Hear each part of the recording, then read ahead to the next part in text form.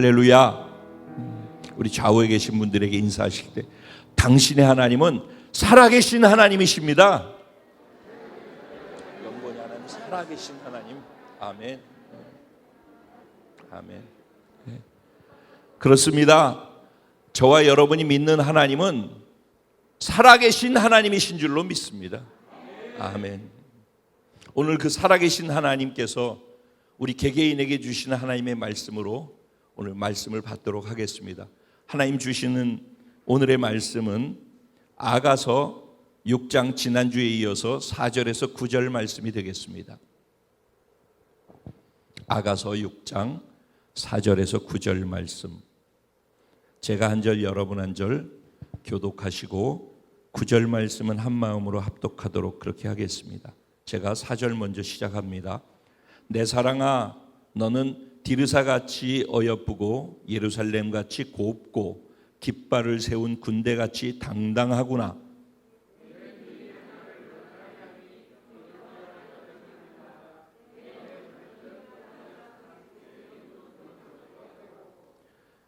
내 이는 목욕하고 나오는 암양 떼 같으니 쌍태를 가졌으며 새끼 없는 것은 하나도 없구나.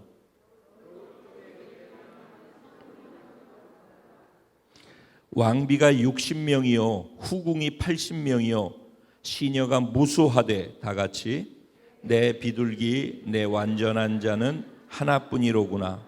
그는 그의 어머니의 외딸이요 그 낳은 자가 귀중하게 여기는 자로구나. 여자들이 그를 보고 복된 자라 하고 왕비와 후궁들도 그를 칭찬하는구나. 아멘. 오늘 이 본문 말씀 가지고 만왕의 왕께 사랑받는 신부의 정체성으로 살아가는 복된 자가 저와 여러분입니다. 네, 이런 말씀을 가지고 은혜를 나누려고 합니다.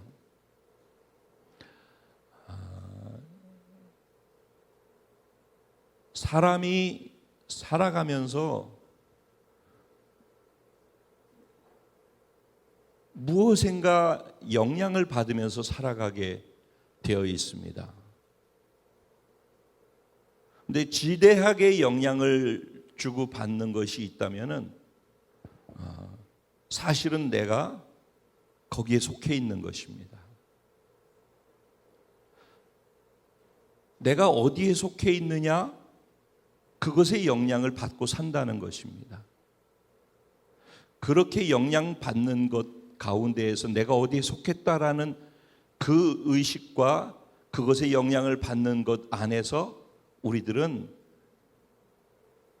그것을 인식하고 살아가는 그 자체를 정체성이라고 이야기를 합니다. 그러니까 정체성이다 하면은 나는 어디에 소속된 자다. 그리고 실질적으로 그것의 영향을 받고 살아가고 있다. 이 두 가지를 이야기하고 있는 것입니다. 나는 학교에 소속되어 있다. 그러면 그 학교에 소속감을 가질 것입니다. 그리고 그 학교의 정책이라든가 학교에서 되어지는 모든 것에 영향을 받고 그것에 의해서 살아가게 될 것입니다. 그리고 그 학교에서 내가 맡고 있는 직책이 무엇인가, 그 학교의 학생인가 선생님인가 아니면 어떤 업무를 맡고 있느냐에 따라서 그것이 내가 되는 것입니다. 그리고 그대로 나는 그것에 의해서 그렇게 인식하고 있는 대로 살아가려고 하는 것입니다. 그러니까 나는 누구인가라고 하는 자기 질문에 누구인가라는 질문에 자기가 속해 있는 것을 보통 이야기를 하게 돼 있다는 것입니다. 예를 들면은 누가 저에게 물어요. 혹시 자신을 소개한다면 뭐라고 소개할 수 있겠습니까? 예, 전 순천 순복음교회 임목사입니다.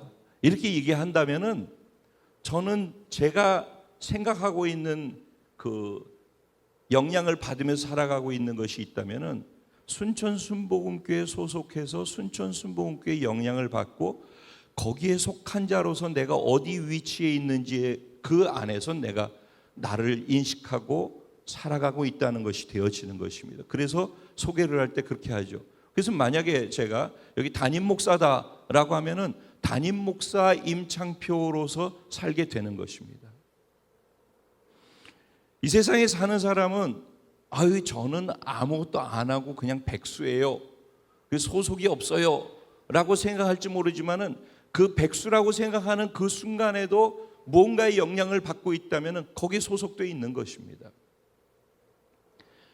그 소속되어 있다라고 하는 것에 영향을 받기 시작할 때 그렇게 살아가는 모습, 자기를 인식하는 그것을 뭐라고 한다고요? 정체성이라고 한다는 것입니다. 근데 이 정체성이 외부에 되어져서 보여지는 것들로서 자기 정체성을 인식하는 케이스가 있고, 내면에 보이지 않는 것 속에서 자기 영향을 받으면서 그걸 자기 정체성이라고 생각하며 살아갈 수도 있습니다. 주로 외부적인 것은 세상에서 가치 기준으로 두고 있는 것에 영향을 받고 살아가는 것입니다. 그러면은 내가 세상 사람들이 예를 들어서 높은 지위를 가지고 있다, 그러면 그렇게 하는 것이 나한테, 다른 사람들한테 나를 그렇게 보일 수 있게 만드는 요소다라고 생각하면은 그렇게 보이고 싶어서 그런 사람이 되기 위해서 노력하고, 그래서 열심히 공부하고, 그런 모든 것이 그것이 되기 위해서 내가 그렇게 하는 것입니다. 그리고 그게 되지 않았을 때는 나는 그게 안 됐고 그런 존재가 아니기 때문에 나는 열등하거나 나는 실패했거나 그것 때문에 좌절하거나 그것 때문에 어렵거나 힘들거나 이런 것의 결과를 맺게 된다는 것입니다. 외부적인 요인에 의해서. 그런데 예수 믿는 사람들은 이 외부적인 요인에 의해서 살아가다 보면은 한두 끝도 없이 자기 위가 있고, 비교하면은 나보다 부족하고 나보다 좀 아직 잘하지 못하고 열등하다라고 생각하는 사람들 앞에서는 내가 자유로울 수 있고 당당하고 자신 있을 수 있지만은 누군가 나보다 나은 사람을 지구상에 살다 보면 다 만나게 돼 있어요. 그러면 그런 관점으로서 자기를 인식하다 보면은, 그러면 나보다 못난 사람 만났을 때는 군림하게 되고 잘난 척하게 되고 교만하게 되어질 것이고, 나보다 조금 더 낫다라고 생각하는 사람 만나면은 괜히 굽실거리게 되고 주눅들게 되고, 그래서 열등감에 빠지게 되고, 이런 일들이 일어날 것이에요. 그러니까 나타나는 반응들이 자신에게 긍정보다는 부정적인 영향을 만들어낸다는, 이게 세상에서 살아가고 있는 일반 사람들이 자신을 인식하고 있는 정체성이라는 개념 안에 담겨있는 독소 같은 것들입니다. 그렇게 살아가는 삶에서 인생은 불행할 수밖에 없어요. 끝없이 비교하면서 살아야 되기 때문에 그렇습니다. 그래서 예수를 믿으면은 달라지는 것이 무엇이냐면은 비교하지 않는다는 것입니다. 예수 믿으면은 동등하고 동일한 존재가 되어지기 때문에 그렇습니다. 어떻게 차등이 있는데 동일하다라고 하는가? 차등은 잘하는 과정 속에서 있고 하고 못하고 때문에 평가받기 때문에 차등이 있는 것입니다. 그런데 예수를 믿으면은, 예수를 믿는다라는 말의 의미를 다시 이해를 한번 해보시기 바랍니다. 예수를 믿는다라는 것은 우리 스스로 죄 문제를 해결할 수 없어서 그래서 죄의 결과에 불행을 먹고 사는 거 아니겠습니까? 그래서 우리가 이 죄 문제를 해결할 수 없기 때문에, 그래서 하나님께서 그 문제를 해결해 놓으신 걸 믿음으로 받아들임을 통해서 구원이 임하는 것 아니겠습니까? 이건 다 이해되시죠? 이제는 제가 반복해서 얘기를 하고 있기 때문에.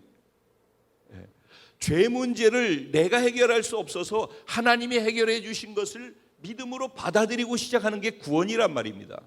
그러니까 그 죄 문제를 해결하는 것이 나로부터 온 것이 아니죠. 내 노력이나 내 의지나 내 열심으로 한 것이 아니란 말입니다.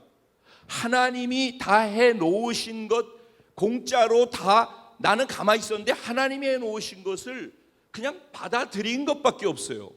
그것을 은혜라고 하는 것입니다. 나는 한 것이 없는데 하나님이 다 했다고 그러면서 인정해 주는 거죠. 난 죄인이라고 그러는데 하나님이 다 해놓으시고 이제는 너는 법적으로 의로운 존재야라고, 의롭다라고 선포를 하시는 거죠.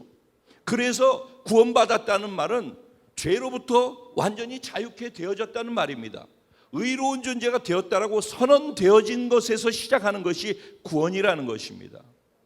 그러니까 존재적으로 구원이라는 말 안에는 존재적으로 완벽하게 완성된 존재라는 선언 속에서 시작되는 게 구원이라는 것입니다. 여러분, 이 말이 얼마나 중요한 말인지 몰라요. 신앙생활 하는 사람, 교회 다니는 사람들이 이 말의 의미를 이해 못하는 사람들이 너무 많이 있어요. 예수 믿기 전에 자기 노력으로 해가지고 실패하고 좌절하고 노력 대 노력으로 비교하면서 어렵고 힘들게 살아서 고통스러웠었는데 그래서 예수를 믿게 된 건데 답이 없어서, 그럼 예수 믿고 난 다음에는 하나님이 똑같은 방식으로 하나님의 은혜를 받아들임을 통해서 내가 계속 신앙생활을 하면서 자유를 얻는 것이라고요. 그러니까 제 표현 한번 들어보세요. 세상 사람들은요, 저 십자가가 완성이 되었다라고 해요. 십자가가 완성된 자리라고 생각하자고요. 그러면은 우리 모두는 믿는 자나 믿지 않는 자나 살아가는 구조가 완성을 향해서, 내가 추구하는 완성된 목표를 향하여서 그걸 향해 가는 겁니다. 그래서 거리가 차등이 있어요. 다 모두가 다 각자가 열심을 내고 능력이 있는 능력치만큼씩 그 자리에 지금 있는 것입니다. 여러분이 있는 자리가 여러분의 능력이라고 생각해요. 이 십자가로부터 멀어져 있는 만큼이 각자의 능력이라고 생각해 보자고요. 그러면은 모두가 다 비교 대상 아니겠습니까? 세상은 이렇게 살아요. 그래서 비교하고 고통하고 열등하고 우월하고 이렇게 된다는 것입니다.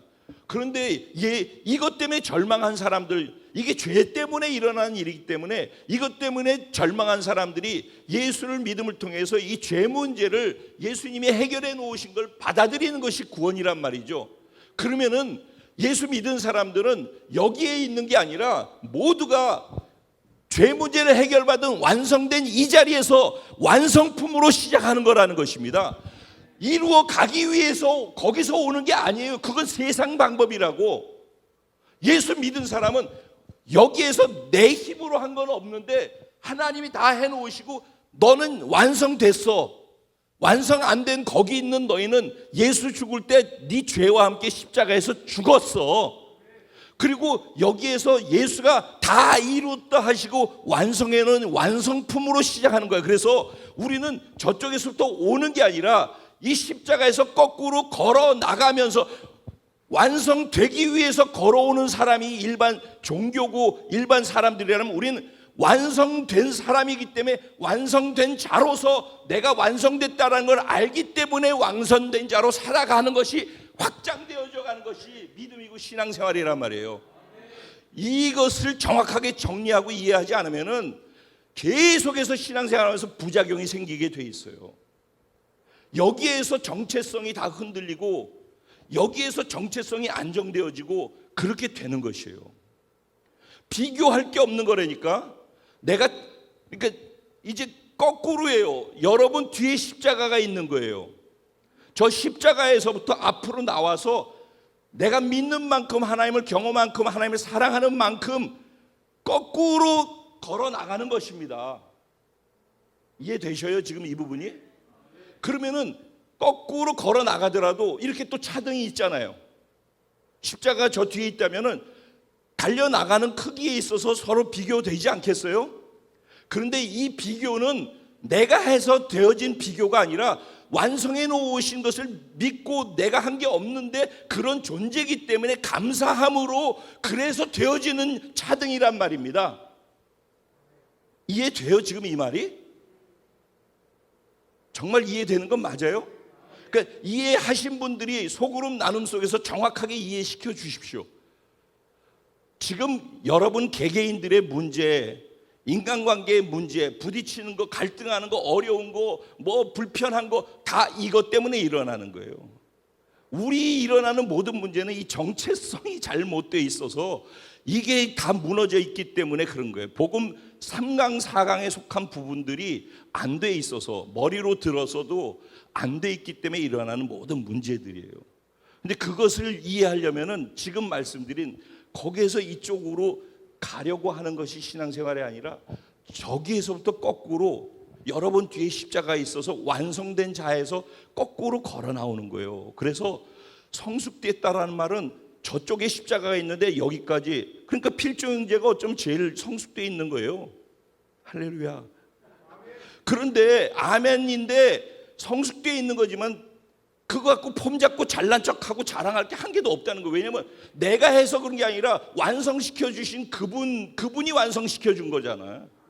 그것을 믿는 믿음이고 감사하기 때문에 그 은혜와 그 선물에 감사해서 하다 보니까 내가 여기까지 온 거지, 내가 한 게 아니란 말이에요. 결국 내가 한 거지만 내가 한 게 아닌 게 돼야지 제대로 신앙생활 하는 거라고. 이 은혜 속에서 내가 자라가면서 감사해서 확장되어져 가가지고 되어져야지 건강하게 되어져 가는 거예요. 그래야지 잡음이 없고 문제가 없고 성숙된 사람은 더 겸손해지고, 누구나 다 겸손함 속에서 서로를 인정해주고, 뒤에 오는 사람도 앞에 가는 사람이 그거를 뭐 잘난 척 할 것도 없어요. 다 나도 그 과정 겪어가지고 하다가 여기까지 온 거고 서로가 다 그런 것이기 때문에, 그래서 기다려주는 것입니다. 이렇게 지금 이 정체성에 대한 것을 먼저 이해를 하고 시작하면은 오늘 본문 말씀에 대한 이해가 좀 더 쉬울 수 있을 거라고 생각을 합니다. 오늘 우리가 읽은 본문 말씀도 정체성에 관련된 거예요. 여기 보면은 등장인물 가운데 솔로몬 왕이 나오죠. 그 다음에 술람미 여인이 나와요. 솔로몬 왕은 신랑으로, 술람미 여인은 신부로 나옵니다. 그리고 난 다음에 또 등장인물들이 있어요. 누군가? 왕비가 있어요. 그리고 후궁이 있습니다. 그리고 시녀가 있어요. 똑같은 사람이에요. 예를 들어서 똑같은 사람이 자기 신랑된 예수와 관계 속에서, 우린 다 똑같이 사실은 예수님과 신랑 신부 관계예요. 존재적으로는. 자, 이제부터는 존재적으로 그렇다라는 것과 존재는 그런데 상태적으로는 아직 그렇지 못하다라는 것과의 차이를 이제 또 두 번째로 이해시켜 드릴게요. 이 말 이해되셔요? 존재적으로는 완성품이라니까, 선언되어졌다니까. 근데 상태적으로는 완성품이 아니에요. 이 말 이해되십니까? 네. 우리나라 군대에서 UDT가 굉장히 세다고 그러잖아요. 그렇죠? 뭐 북파 간첩 뭐 이런 것도 있고, 뭐 바다로 들어가지고 폭파하고 그래가지고 지난번에 뭐 강철부대인가 그거에서 UDT가 1등 했다며. 어쨌든 그러면은 내가 UDT다라는 자기 인식을 가지고서 그렇게 살아가게 되지 않겠습니까? 그러면 UDT로서 내가 할 수 있는 것들을 하겠죠. 그리고 UDT의 소속감을 갖고서 움직이게 되겠죠. 그게 일단 자기 정체성이에요. 근데 UDT는 최고의 군사란 말입니다. 군인. 최고로 훈련돼요. 근데 UDT에 처음 들어간 사람이 있어요. 이제 막 군대에 입대했어요. 그러면 그 사람이 훈련받기 전에 UDT예요, 아니에요? UDT죠. 그런데 훈련받기 전에 UDT는 상태는 어때요? 허접하겠죠. 훈련 과정을 지나야지만 강인한 UDT가 되겠죠. 그러니까 존재적으로는 UDT라 말입니다. 근데 상태적으로는 준비가 덜 되어 있죠. 그래서 훈련의 기간이 필요한 것입니다. 신앙생활도 똑같습니다. 존재적으로는 하나님께서 다 이루었다 한 십자가에서 완성품이에요, 우리가. 그래서 하나님이 보실 때 우리 안은 다 각 사람이 우리가 연약함에도 불구하고 하나님은 우리를 거룩하다고, 거룩한 완성품이라고, 완벽하게 의롭다고, 너는 존귀하다고, 너는 완전히 보배롭다고, 너 최고의 걸작품이라고, 나는 여전히 너를 사랑한다고, 내가 널 언제나 인정한다니까 그렇게 칭찬하신단 말입니다. 왜냐하면 예수를 통해서 우리를 보기 때문에 그래요.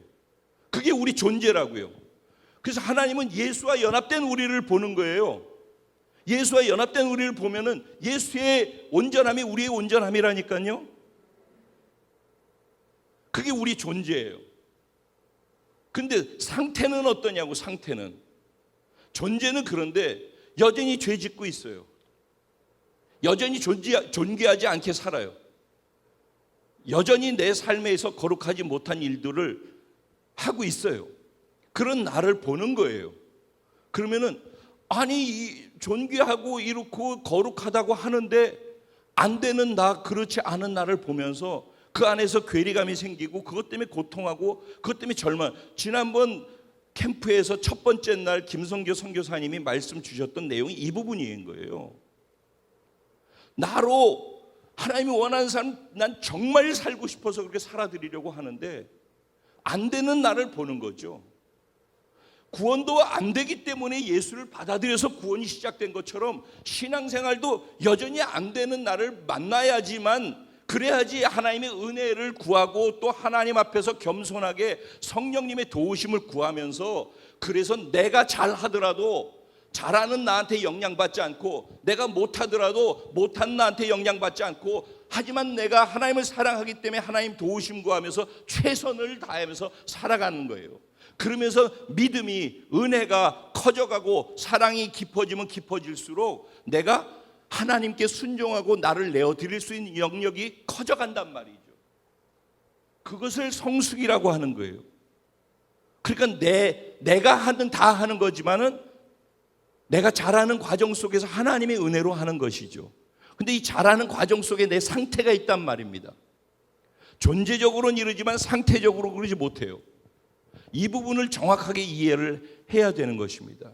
근데 문제는 이런 완성된 존재라고 할 때, 그게 이제 지난주에 말씀드렸던 온전한 연합의 상태예요. 나는 내가 사랑하는 자에게 속했다라고 고백하는 그 고백의 상태가 온전한 연합의 상태라고 말씀드렸어요. 그죠? 근데 그 온전한 연합의 상태가 됐을 때에 오늘 본문의 내용들이 이해가 된다는 것입니다. 오늘 본문은 이렇게 얘기를 해요. 지난주 말씀까지 하면은 이게 신부의 고백이었던 거 알고 계시죠? 술람미 여인의 고백이었어요. 근데 오늘 4절부터 9절 말씀은 신부의 고백을 듣고 고백한 신랑의 고백이에요. 즉 솔로몬 왕의 고백이란 말이에요. 솔로몬 왕이 술람미 여인 신부를 향하여서 이렇게 고백을 하고 있는 거예요. 뭐라고 고백해요? 내 사랑아, 너는 디르사같이 어여쁘고 예루살렘같이 곱고 깃발을 세운 군대같이 당당하구나. 누가 누구에게 하는 말이라고요? 솔로몬 왕이 술람미 여인에게. 솔로몬 왕은 누구를 상징한다고 그랬어요? 예수님을 상징한다고 그랬죠. 그럼 술람미 여인은 누구를 상징하는 거예요? 저와 여러분을 상징하는 것이죠. 그러니까 예수님이 우리를 향하여서 이렇게 고백하고 있는 거예요. 우리 신랑 되신 예수님이 우리를 향하여서 지금 이렇게 고백하고 있는 거예요. 내 사랑아, 너는 디르사같이 어여쁘구나. 예루살렘같이 곱구나. 깃발을 세운 군대같이 당당하구나. 저와 여러분이 하나님 눈에 그런 존재인 줄로 믿습니다. 여기에서 이 말의 의미가 무엇일까요? 디르사라고 한다는 이 디르사라는 말은, 디르사는 먼저는 디르사라고 하는 것은 북이스라엘의 한 40년 동안 사마리아가 북이스라엘의 수도였었어요. 그렇죠? 근데 사마리아가 수도가 되기 전에 40년 동안 수도였던 곳이에요. 그러니까 북이스라엘의 첫 번째 왕조부터 시작해서 여로보암 1세로부터 시작해서 오므리 왕조까지 40년이 세월이 갔는데, 그때까지는 디르사가 수도였었어요. 그러다가 나중에 40년이 지나서 사마리아로 수도를 옮기게 되어져요. 수도가 있던 자리, 왜 수도가 있었는가? 너무 수려하고 아름답고 모든 부분에 있어서 완벽했기 때문에 그래요. 그러니까 이 디르사라는 단어의 원어의 의미로 보면은 아름답게 받아들여진다, 즉 기쁘게 받아들여진다, 호감 있게 받아들여진다, 그리고 즐겁게 받아들인다, 뭐 이런 의미가 있어요. 그러니까 무슨 얘기냐면은 예수님이 우리를 볼 때, 솔로몬이 그 신부를 볼 때 신부가 솔로몬이 하는 모든 것을 기쁘게 다 받아들인대요. 왕이 하는 것을 다 기쁨으로 받아들일 수 있대요. 그런데 기쁨으로 자신을 받아들이는 그 신부의 모습을 보니까 그 신부의 모습이 너무 아름답고 어여쁘더라는 거예요. 기쁨이 있는 거예요. 신랑 때문에 신랑이 원하는 모든 것을 기쁨으로 받아들이는 것. 우리가 신랑 때문에 기뻐하는 것을, 우리가 기뻐하는 모습을 보면은 신랑이 우리를 기뻐하고 어여삐 여긴다는 거예요. 그 모습이 어여뻐지게 보인다라는 거예요. 예루살렘이라는 의미는, 예루살렘 뜻 자체가 평화의 도시라는 뜻이죠. 살렘은 평화고 예루는 도시라는 것이죠. 그러니까 평화의 도시라는 의미예요. 이 살렘이라고 하는 평화라는 단어를 원어의 어원으로 들어가게 되면 샬람이 돼요. 샬람의 뜻은 지불하다, 완성하다라는 뜻이 있어요. 그러니까 예루살렘이 평화의 도시가 되어진 이유의 그 근원 뿌리에는 뭐가 있다? 뭔가 지불했기 때문에 완성되었다는 거예요. 뭐가 완성돼요? 평화가 완성됐다는 거예요. 뭔가를 지불했기 때문에. 뭐를 지불해서 평화를 완성한 도시예요? 예수님께서 자신을 지불함을 통해서 하나님과 죄지은 인간 사이에 막혀져 있는 허물어져 있는 평화를 다시 회복시켜 놨다는 거예요. 그래서 예루살렘이라 평화의 도시라는 의미는 예수님이 평화를 깨뜨린 인류의 죄를 다 뒤집어쓰고 그리고 그 대가를 지불함을 통해서 하나님과 우리와의 관계를 회복시켜서 완성시켜 놓아서 평화를 만들어 놓은 도시다라는 의미가 있는 거예요.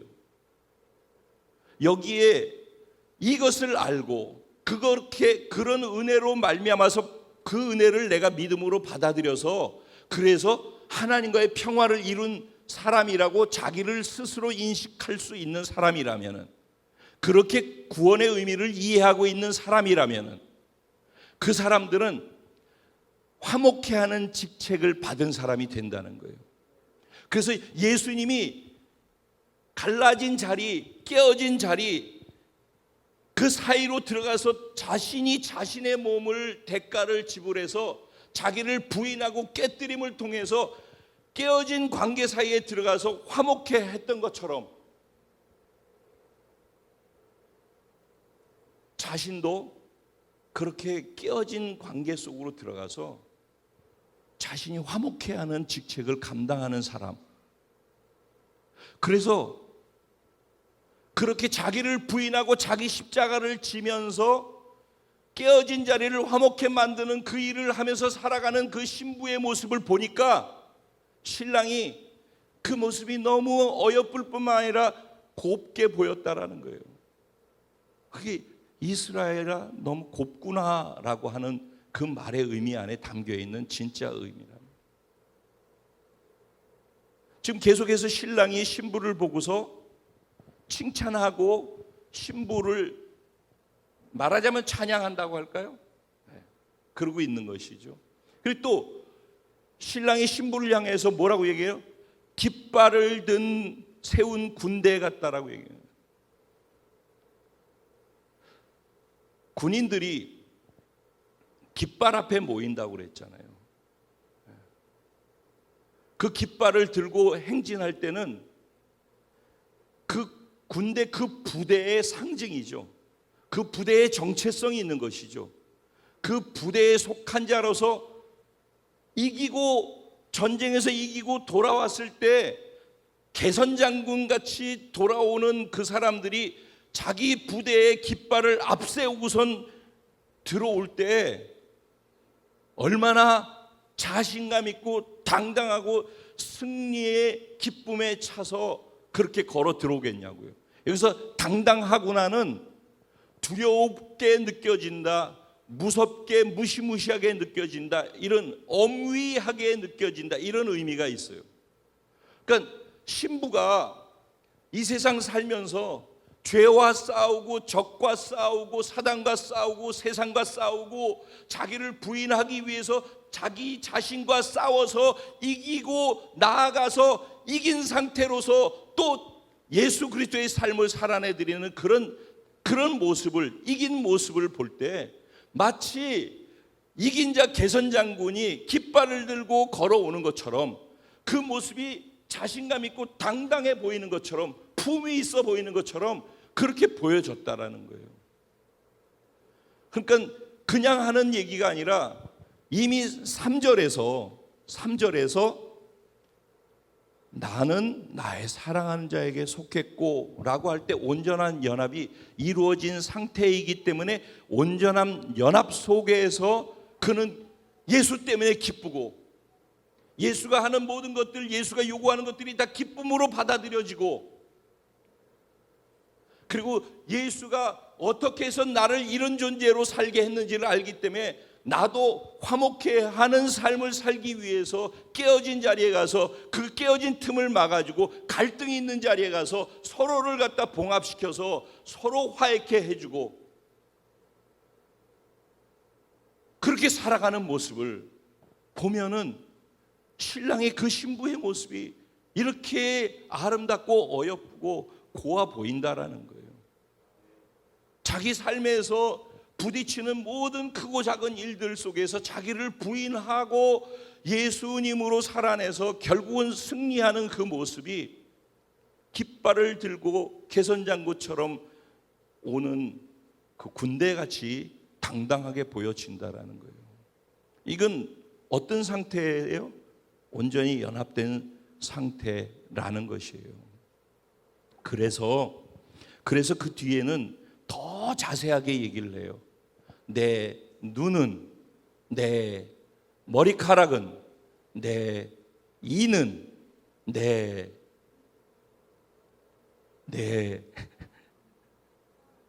뺨은, 이렇게 하면서 하나하나를 다 얘기를 해요. 여기 이제 뭐 또 원어적인 의미를 갖고 얘기를 하면은 뭐 굉장히 많은 얘기들이 있는데 그냥 간단하게 얘기를 하자면은 이렇게 얘기를 하는 거예요. 내 눈이 나를 놀라게 하니 돌이켜서 나를 보지 말아라 그래요. 그러니까 난 네가 싫어, 네 눈을 보면 두렵고 무서워, 이런 의미가 아니라 반어법이에요. 네가 나를 보는 눈, 네가 나를 사랑하기 때문에 사랑에 빠져서 나를 바라보고 있는 그 눈을 내가 보면은 그냥 그 눈에 압도돼. 너무 황홀해. 네가 나를 바라보는 그 눈빛이 너무 강렬해서 내가 내 마음이 녹아버려. 이런 의미를 얘기하는 거예요. 지난번에 이재진 선교사님 말씀 전하다가 바로 이 부분을 갖고서 사랑에 빠진 신부들이 신랑을 바라보는 그 눈동자에 신랑인 예수님이 압도당한다라는 표현을 썼던 게 바로 이 얘기예요. 그리고 근데 여기에서 이제 더 깊이 가면 뭐 이 눈은 눈물이 의미가 샘의 의미가 있고 눈물의 의미가 있고, 그래서 회개하고 하나님 앞에 다시 돌아오는 자의 그 눈물로서 하나님만 바라보고 앙망하는 그 눈이 하나님 보실 때 그렇게 보신다라 뭐 이런 근데 이런 복잡한 얘기는 거두절미를 하고요. 그리고 내 머리털은 그러면은 머리털은 길라산에 기슬게 누운 염소떼 같다 그랬어요. 그러면은 이게 머리가 구불구불하고 그래서 길다는 얘기잖아요. 그런데 삼손의 머리 생각해 보세요. 이 머리가 뭐를 상징해요? 권능, 능력을 상징하는 거잖아요. 그렇죠? 그래서 그 권능을 갖고 하나님께 순종하고 헌신하는 것을 의미를 하는 거예요. 그래서 머리가 구불구불해가지고서 이렇게 머리가 있으면 결국은 구약 시대 때 머리를 갖다가 자르지 않고 구불구불하게 계속 기른 사람이 누구예요? 남자 중에서 나실인들이죠. 하나님께 자신을 내어드리고 헌신한 사람들, 말씀대로 100% 순종하겠다라고 해서 머리를 깎지 않고 수염도 깎지 않고 자기의 삶을 드리는, 그리고 모든 사람들이 저 사람 보면 아, 저 사람 나실인이야, 하나님께 자기 인생을 드린 사람이야 드러내서 알리는 사람, 그렇게 하나님께 전적으로 헌신된 사람, 뭐 이런 의미가 이 머리결이 구불구불하다라고 하는 그 안에 담겨 있고, 그 권능과 헌신과 순종이라는 의미가 여기 담겨 있어요. 그래서 그 권능으로, 그 순종과 그 헌신으로 살아가는 열매가 많다라는 거예요. 그래서 여기서 때를 다 얘기하고 있죠. 양떼 같다, 염소 떼 같다 그러잖아요. 무지하게 많다라는 거 아니에요. 그 열매 결과가 풍성하다라는 것을 이야기하고 있는 거예요. 그 다음에 내 이는 목욕하고 나오는 암양 떼 같음, 쌍태를 가졌으니 새끼 없는 것은 하나도 없구나 그랬어요. 내 이는 여기에서 이 얘기하면은 이거는 이빨 씹어 먹는 것, 소화 기능의 역할을 하기 위해서 씹는 것이잖아요. 이것은 말씀을 먹는 기능에 대한 이야기를 하고 있는 것이고, 말씀을 이해하고 먹고 소화시켜서 그 말씀을 분별하고 말씀대로 순종으로 살아내는 것에 대한 이야기를 여기에 은유적으로 표현하고 있다라고 얘기를 해요. 그래서 그 결과가 어떻대요? 열매가 어떻대요? 암양 떼같이 그 결과가 풍성하게 많다라고 이야기를 하고 있는 거예요. 그리고 너울 속에 내 뺨, 그렇게 얘기했어요. 그리고 그건 뭐냐면은 이렇게 뭐 얼굴에 이렇게 왜 망으로 가리는 거 있잖아요. 그 망사 같은 그런 걸 얘기를 해요. 그래서 이 망사 같은 이런 것이 있는데, 망사 안에 감추어져 있는 게 뭐예요? 뺨인데 그 뺨이 어떤 모습이래요? 석류를 잘라서 냈을 때 한쪽에 보면 이렇게 방이 있는 거 아시죠? 석류 까면은 그 방 안에 많은 이 열매들이 그 안에 막 촘촘히 박혀 있잖아요. 그래서 그 열매가 보석처럼 붉은 걸로 꽉 차 있잖아요. 그 모습을 얘기하는 거예요. 그러면 이걸 가지고 뭐 보혈을 상징한다라는 얘기도 있고, 또 여러 가지 그 석류 그것을 얘기하면서 말씀 토라를 얘기하기도 하고 그래요. 근데 뭐 이런 저런 것들을 다 통해서 결국은 내 안에 있는 감춰져 있는 이 말씀 토라, 이러한 것들이 이 가려져 있는데도 불구하고 내 삶을 통해서 바깥으로 표현돼서 표출돼서 드러나는 삶을 살고 있다라는 것으로 이야기를 하는 거예요. 그러니까 지금 이 모든 내용들, 이 네 가지를 얘기하면서 숨겨져 있는 의미는 다 뭐예요? 앞에 지금 4절에서 이렇게 살아가는 네 모습이 참 아름답구나, 너무 멋있구나, 너무 당당하구나 이렇게 얘기하잖아요. 그걸 풀어서 얘기하는 거예요. 왜 그렇게 얘기를 하는가? 그것뿐만 아니라 실질적으로 그가 살아가는 삶의 모습 속에서 권능이 나타나고 순종하고 헌신하고 말씀을 이해하는 그 속에서 말씀을 실천함을 통해서 나타나는 열매들이 때로 보여질 정도로 풍성하게 결실을 맺고 있고, 뭐 이런 내용들로 이해를 하면 되는 거예요. 그리고 이 안에 가려져 있는 말씀이 말씀은 내 안에 있어요. 근데 내 안에 있는 말씀이 삶으로 살아내서 다른 사람들이 이 너울 바깥으로 보여져 가지고 그 안에 석류가 가지런히 놓여져 있는 것처럼 볼 수 있게 드러났다라는 거예요. 그렇게 드러나 있는 이런 모습들을 한마디로 표현해서 디르사 같다라고 표현을 한 거예요. 그래서 어여쁘다라고 얘기를 하는 거예요. 그래서 예루살렘 같다고 얘기하는 거예요. 그래서 곱다라고 얘기하는 거예요. 그래서 깃발 세운 군대 같다라고 얘기를 하는 거예요. 그래서 당당하다라고 얘기를 하는 거예요. 이게 누구를 향해서 하고 있는 얘기예요? 신부를 향해서 하고 있는 얘기예요. 신부는 원래 존재적으로 이런 사람이에요. 저와 여러분은 원래 이런 사람이에요. 근데 우리의 상태가 이렇게 되어져서 살아갈 때 하나님께서 하신 말씀, 존재적으로 너는 이런 존재야라고 하는 사람으로 살 때 경험할 수 있는 하나님의 은혜가 그 자리에서 경험된다라는 거예요. 여러분, 이제 결론으로 중요한 얘기를 제가 한 가지 하고 마무리를 지을게요. 우리가 예수를 믿으면은 요한복음 1장 12절에 가면은 우리가 너무 잘 알고 있는 말씀이 있어요. 영접하는 자, 그 다음은 곧 그 이름을 믿는 자들에게는 하나님의 자녀가 되는 권세를 주셨으니 그랬어요. 잘 보세요. 영접하는 자, 예수를 믿는다라고 하는 것이 그냥 난 예수 믿을게요 하는 게 아니라 예수를 내 안에 모셔드리는 거예요. 주인으로. 이게 예수 믿는 거예요. 그러니까 예수 믿는다, 구원받았다면 주인이 바뀌었다는 거예요. 내가 예전에 주인이었었는데 그분이 나의 주인이 됐다라는 말이에요. 그래서 그분을 주인으로, 왕으로, 나의 통치자로 받아들여서 영접한다라는 거예요. 그래서 영접하는 자, 곧 예수의 이름을 믿는 자들에게는 뭐가 되게 한대요? 하나님의 자녀가 되는 뭘 준대요? 권세가 주어진대요. 권세가 뭐예요? 권세가 이런 거죠. 말하자면은 수아가 지금 이렇게 지금 몇 학년이지? 크게 중3이에요. 지금 뭐 학생이죠. 그런데 중3 학생으로서 지금 이 자리에 앉아 있는데 진짜로 수아가 오늘부로 뭘 시켜줄까? 대통령도 6개월밖에 안 남았으니까 대통령을 하자. 수아가 오늘 이 시간에 대통령이 된 거예요.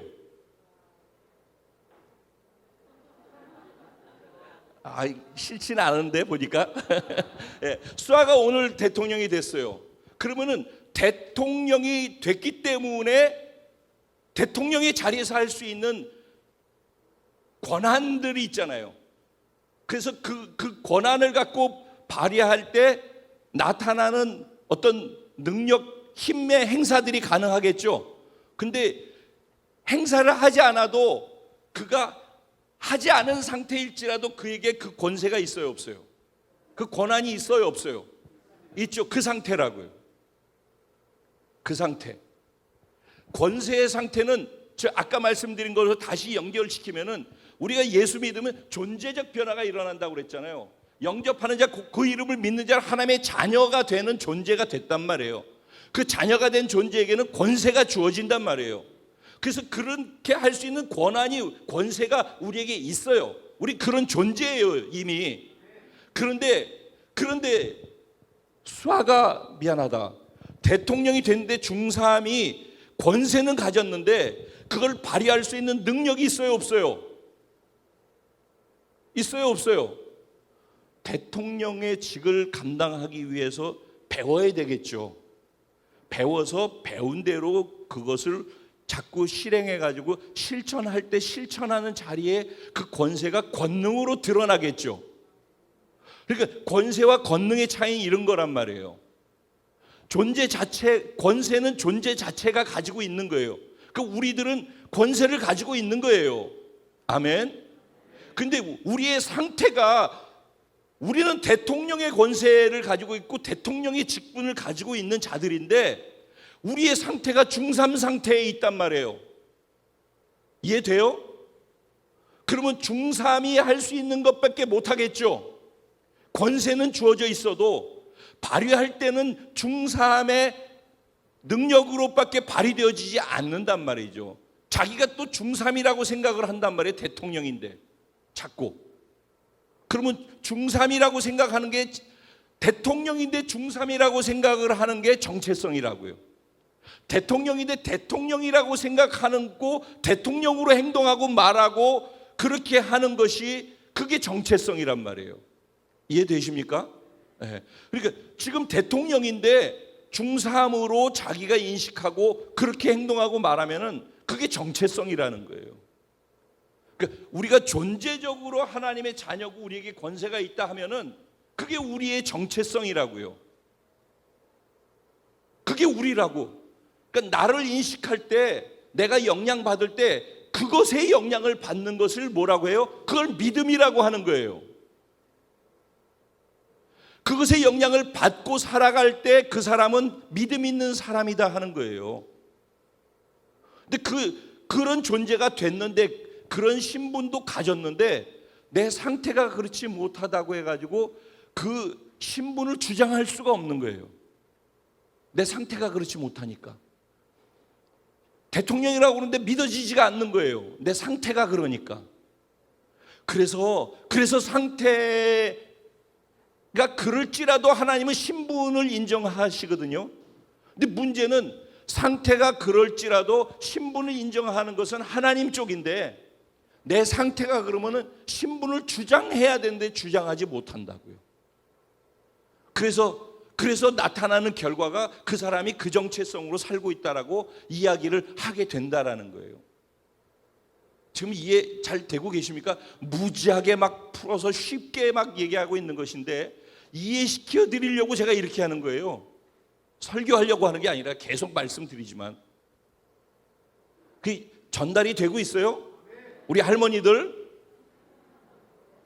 끝나고서 이해 안 된다 그러면 나 이렇게 굳이 할 필요 없어. 그러니까 정말 제가 이렇게 간곡하게 이해시키려고 하는 제 마음을 헤아리셔야 돼요. 이제 이해시키려는 이유는 딱 하나예요. 이해가 돼야지 삶의 현장에서 사는 것으로 연결이 되지. 여기서 넋놓고 있으면 아무것도 안 된다니까. 저는 삶을 바꾸는 것이 신앙생활이라고 생각해요. 예수 믿으면 존재적으로 변화가 일어나는 거잖아요. 상태적으로 변화를 만들어가는 게 신앙생활이라고요. 그러니까 변화에 초점을 두지 아니하고 교회만 왔다 갔다 하면은 아무 쓸모 없어요. 그리고 그렇게 하는 것은 설교 들은 내용이 자기 삶에 어떤 영향도 못 줘요. 여러분 그거 알아야 돼요. 설교 들은 내용이 다 내 문제의 답이거든요, 사실은. 근데 이 답을 내가 실천할 때에만 답이 되는 거예요. 하나님이 그 가운데 해답이 되어 주신다니까. 근데 그것을 듣기만 하고서 행동의 변화, 삶의 변화를 만들어가지 않으면 계속 지식만 쌓이는 거예요. 그건 더 문제가 커지는 거란 말이에요. 계속 제가 이것을 높아심을 갖고 있는 거예요. 나중에 하나님 앞에 가서 제가 창표 너 어떻게 목회를 그렇게 하고 왔냐? 그럼 제가 얼마나 억울하겠어요. 그러겠죠? 좀 도와주십시오. 저를 돕는 게 여러분들의 복을 받는 길이에요. 왜냐하면 그렇게 사는 게 여러분이 복이 되는 것이니까. 그러니까 윈윈 되는 거란 말이에요, 이게. 그러니까 서로 잘 되자고요. 이해되시죠? 네. 지금 계속 정체성에 대한 얘기를 하고 있어요. 우리 존재는 이미 그렇게 되어진 거예요. 그러니까 그렇게 되려고 몸부림치는 게 신앙생활이 돼서 안 돼요. 그럼 계속 부작용을 만듭니다. 우린 그런 존재가 됐다라고 선언하는 은혜를 믿음으로 받아들임을 통해서 시작하는 게 신앙생활이에요. 아멘. 네. 그래서 우린 다 그런 존재예요. 우리 상태가 아직 중3이에요. 그러면 자라가야죠. 그럼 자라가려면 어떻게 해야 돼요? 오늘 들은 거를 조금씩 실천해 봐야죠. 그러면서 고1로 올라가지 않겠어요? 그리고 또 다음번에 또 공부하고 또 배운 거를 또 실천해야죠. 그러니까 내 삶에 지금 이렇게 들으면 안 되고, 오늘 들은 말씀을 실천하면은, 그러면 어떻게 이번 주에 신분을 주장하면서 내 상태 부분을 뛰어넘기 위해서 삶에서 어떤 부분들을 적용해 봐야 될까? 실천시켜 가보려면 무엇을 내 삶에서 안 되는 걸 바꾸기 위해 시도해 봐야 될까? 이걸 찾아야 되는 거예요. 금요일 날도 나눔 시간에 이거를 하는 데다 시간 들여야 되는 거지, 제가 설교한 내용을 또 다시 설교하고, 그러니까 시간이 없지 맨날. 그렇게 하면 안 된다. 그러니까 변화에다가 초점을 두세요.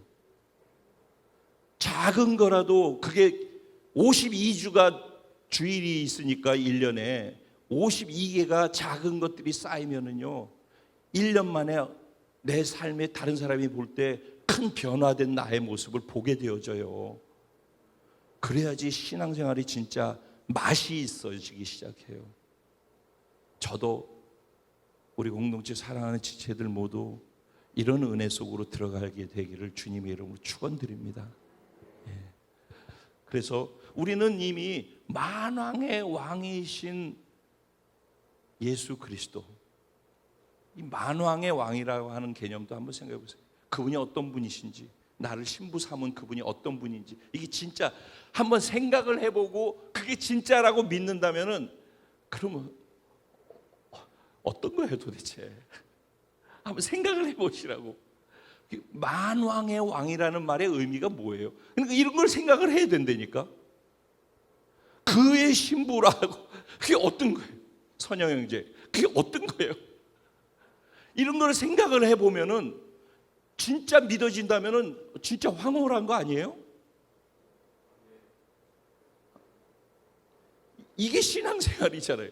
그게 믿어져서 그게 황홀해진 상태가 되는 게 신앙생활의 맛 아니겠어요?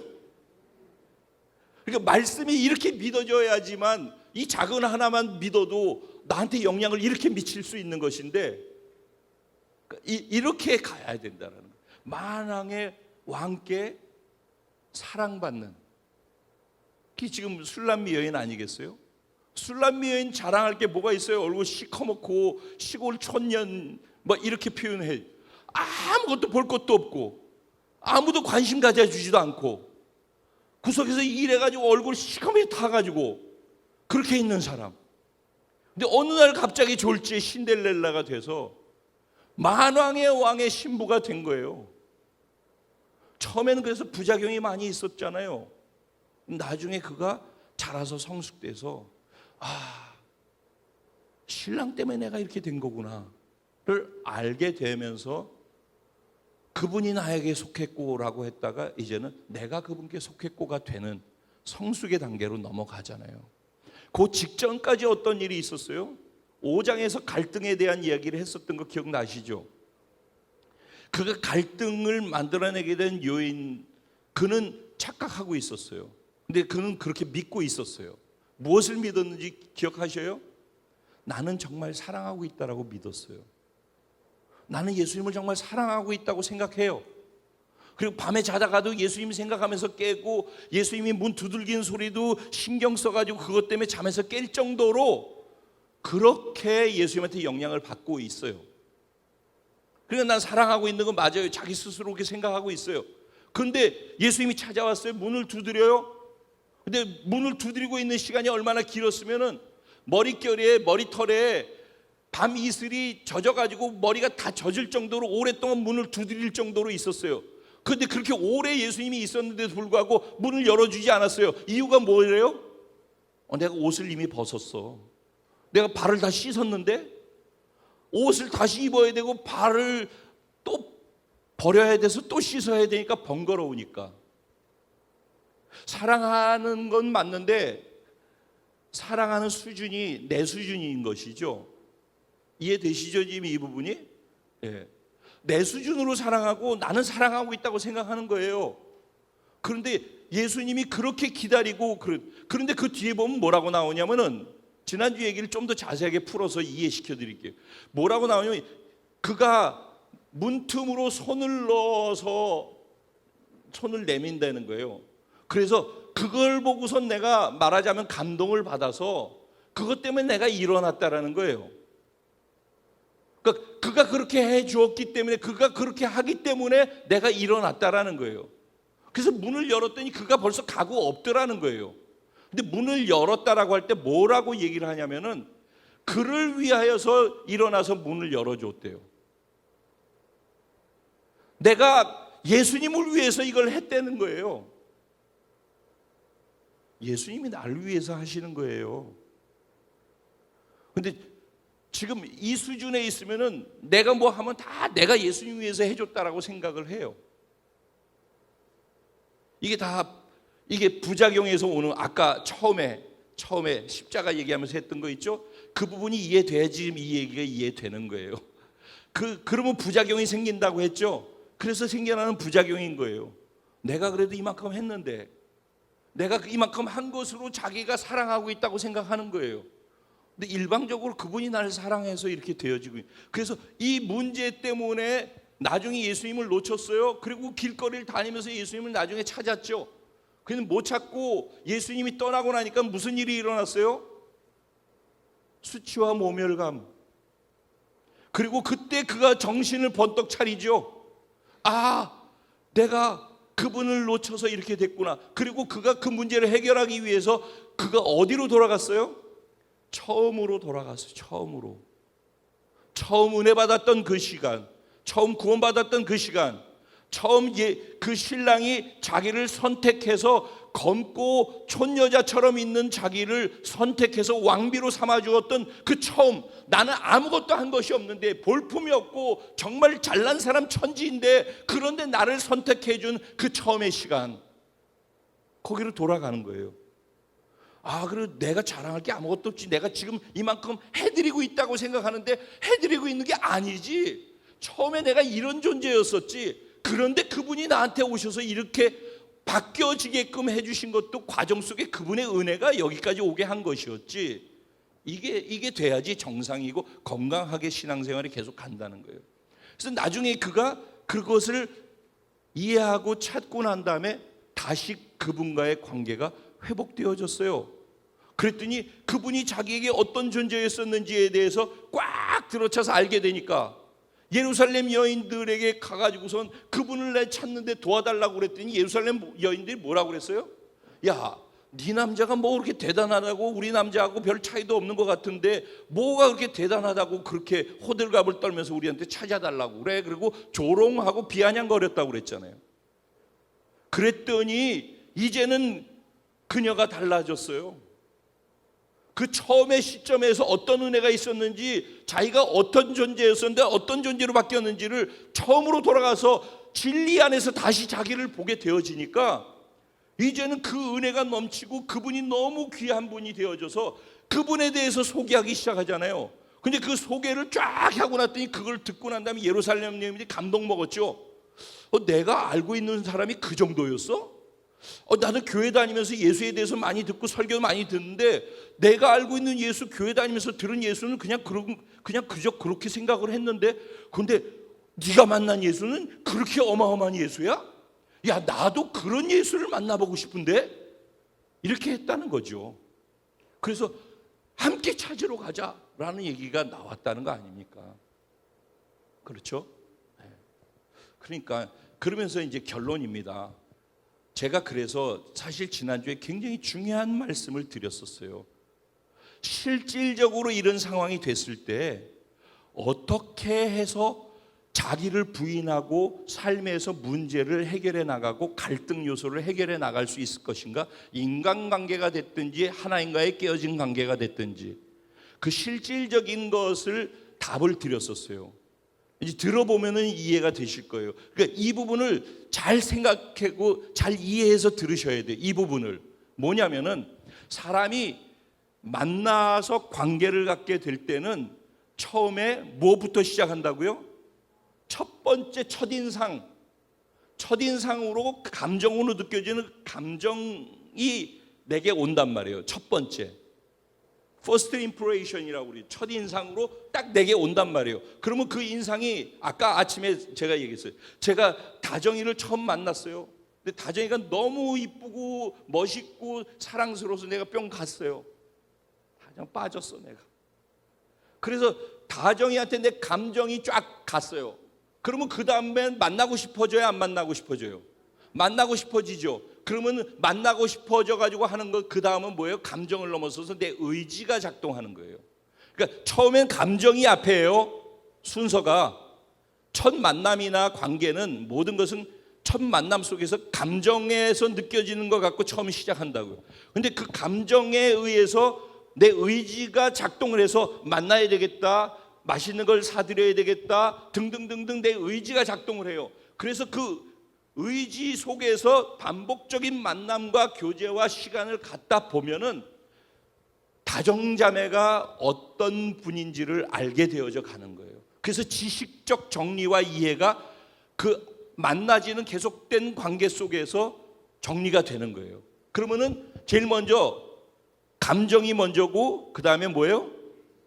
의지가 그 다음에는 지식 생각 쪽이 세 번째 따라간다는 거예요. 그래서 이게 정리되는 거예요.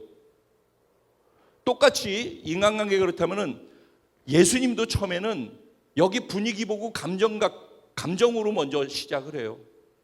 그러면은 그 감정에서 느껴지는 것 안에서 일단은 내 의지로 예수 믿을게요 이렇게 하고 시작하는 거예요. 그리고 예수를 믿고 알아가면서 말씀을 듣는 가운데에서 자꾸 믿음이 자라가게 되는 거예요. 무엇을 들음을 통해서? 말씀 진리를 들으면 통해서 그렇게 자라가게 된단 말이에요. 자, 이해됐죠 여기까지? 그런데 이게 정상적일 때는 계속 그 단계로 가는 거예요. 그게 쌓여져 가면서 계속 자라가는 거란 말이에요.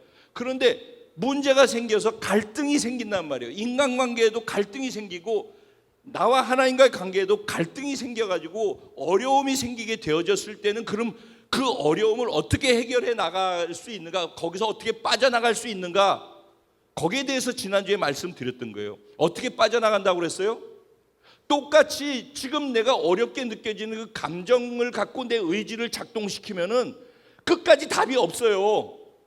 불가능하다니까. 그래서 거기서 해결점이 안 나오는 거예요. 그래서 우리가 지금 모든 문제들, 하나님과의 관계든가 인간관계에서 해결이 안 되고 계속 지속되는 부분들은 바로 이것 때문에 그래요. 감정으로 느껴지는 거 그대로 있어요. 갈등 요소 있으니까 그대로 감정적으로 불편하게 느끼는 게 있을 거 아니에요.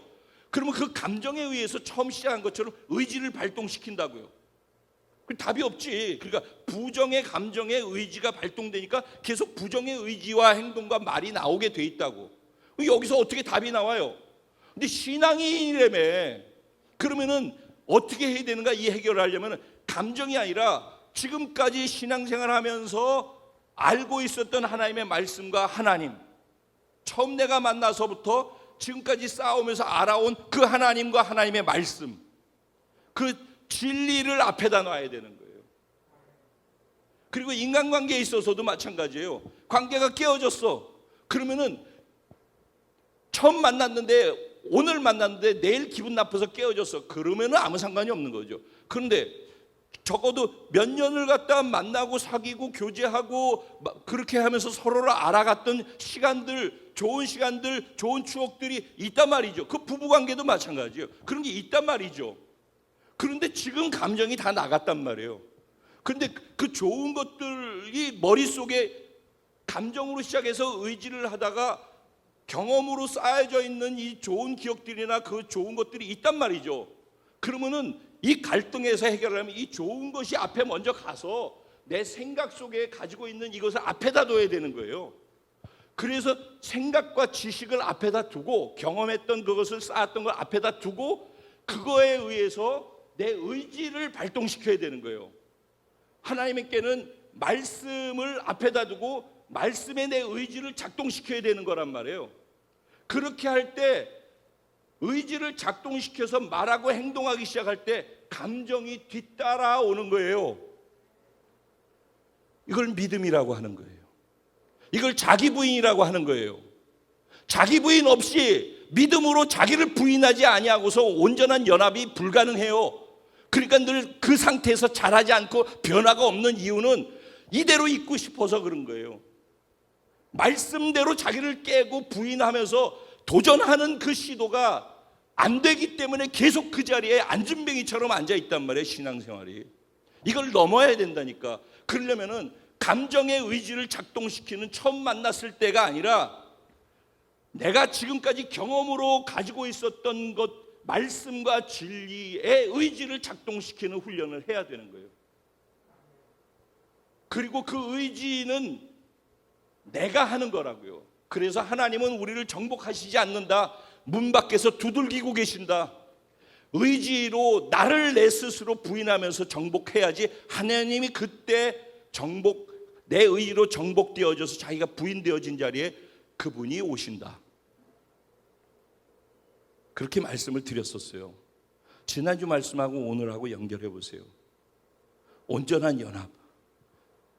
나는 내가 사랑하는 자에게 속했다라는 그것이 있어야지 오늘 디르사가 있고 예루살렘이 있고 깃발 세운 군대가 있어요. 그래서 어여쁘고 신랑의 모습, 눈에 곱고 당당한 모습으로 그렇게 보이는 거예요. 그리고 그렇게 자기가 살아갈 때 하나님 앞에서도 사람 앞에서도 아, 진짜 저 사람 복된 자구나.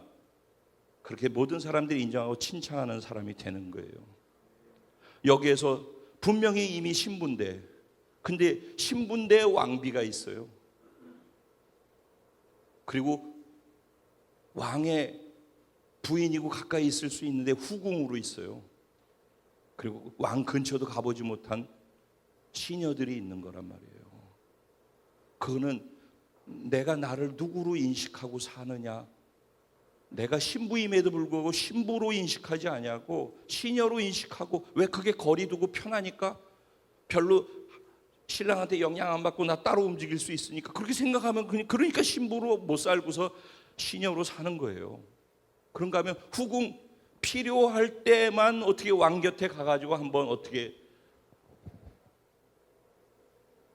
왕비는 당당하게 언제든지 찾아 들어가서 왕과 신부로서의 그 시간들을, 깊은 관계들을 가질 수 있는데도 불구하고 자기 스스로 그냥 왕비 신분만 갖고 있기를 원하는 거죠. 신부는 뭐예요? 그냥 신랑을 바라보는데 눈이 그냥 사랑스러워서 뿔이 뚝뚝 떨어지게끔 신랑을 바라보는 그 모습 속에서 신랑을 기뻐하고 받아들이는 그 모습 속에 신랑의 눈에 그게 어여쁘게 보이는 거란 말이죠. 신앙생활은 종교생활이 아니에요. 실제라고, 실제. 삶에서 정말 경험하는 거라고요. 근데 우린 이미 그런 존재예요. 우린 이미 신부들이라고. 근데 내가 신부로 살지, 신부의 정체성으로 살지, 아니면 다른 것으로 인식하고 살지는 우리 각자가 결정하는 거예요. 존재적으로는 선언되어 있어요. 근데 내가 상태적으로 계속 지금 이 상태로 있기를 원하면은 그냥 그 상태로 있어요. 그 대신 하나님의 말씀, 언약, 약속의 말씀을 경험하는 것과는 다른 삶을 사는 거라면 그냥 계속 중3으로 사는 거예요. 대통령이 됐어도. 그럼 오늘 이 말씀을 듣고 내 삶에서 정말 신부라면은, 존재적으로 이런 존재가 됐다면은, 우리 안에 권세가 있고 능력이 있다면은 우리는 어떻게 살아야 할 것인가? 진지하게 생각해 보시고 어떤 부분들을 바꿔야 되고, 내가 지금 당면에서 내 앞에서 이 원리를 적용해서 넘어야 될 산이 있다면은, 풀어야 될 관계가 있다면은, 하나님과의 관계 속에서든 인간관계 속에서든 어떻게 이것을 자기를 부인하고 말씀을 의지로 적용해서 내 행동 뒤따라가고 감정으로까지 경험할 수 있도록 할 수 있을까? 이런 실질적인 것들을 한번 찾아서 실행해 볼 수 있는, 그리고 하나님을 경험할 수 있는 놀라운 한 주간 인생이 되시기를 주님의 이름으로 축원드려요. 같이 기도하죠.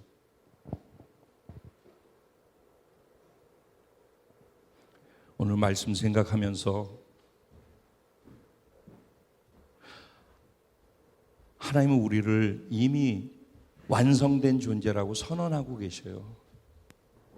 우리가 인정하고 인정하지 않고 상관없이, 우리가 받든 받지 않든 상관없이 하나님은 예수를 믿었다라고 하면 하나님은 그렇게 우리를 향해서 선언하고 계셔요. 그게 우리 존재예요. 그게 우리 신분이에요. 근데 내 상태는 언제나 마치 주가가 급등했다 급락하고 등락을 계속하는 것처럼 내 감정과 내 주변 상황에 따라서 내가 얼마나 신분이나 상태가 등락을 거듭하는지 몰라요. 내가 무엇에 영향을 받고 사는가 때문이죠. 즉 나의 정체성이 어디에다 두고 살고 있는가 때문이죠.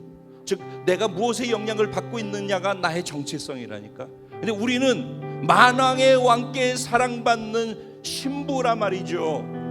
그게 우리고 저예요. 그걸 믿으니까, 그러니까 상태로 있는 나를 부인하고 존재적으로 선언된 신분을 주장하는 그 믿음의 걸음이 우리에게 요구되어지는 것이죠. 그때 비로소 온전한 연합이 이루어지고, 온전한 연합 속에서 경험되는 하나님의 말씀, 하나님의 능력, 하나님의 기적, 치유, 은혜, 복이 실제가 되어질 줄로 믿습니다. 같이 기도하죠. 주님의 이름을 한번 부르고 기도하겠습니다. 기도드리겠습니다. 주여